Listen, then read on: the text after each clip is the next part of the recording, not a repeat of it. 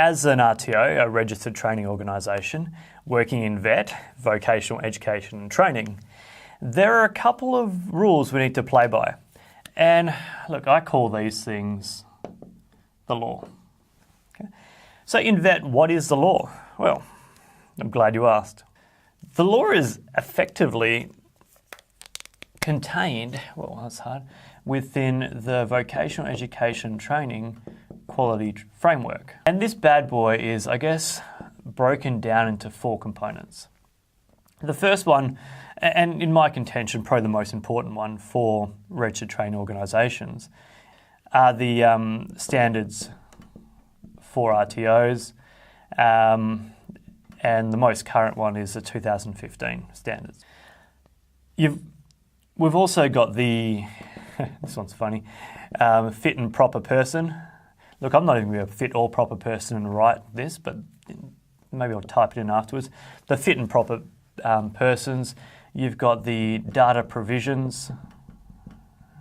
You want to make sure that you've got enough coins, so you've got the financial viability. I guess a 5th component of that to adhere to is the Australian Qualification Framework as well, which would also come under that. And I have done a separate video on the AQS stuff, so you can understand what that means. So this is really the VET quality framework as it stands. Now, initially, to become a registered training organisation, you have to demonstrate compliance with all of this stuff so that you can actually do it.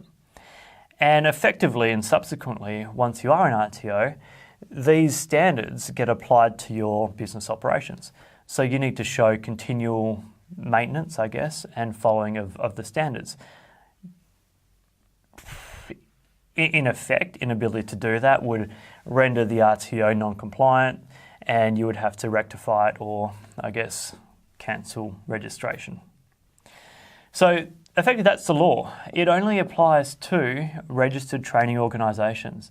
So if you're out there doing NICS training in whatever you're doing NICS training in, and you're not a registered training organisation, yeah, look, they're best practice, they're good guidelines, but you're not going to get pulled over and your business isn't going to get smashed for not following this stuff.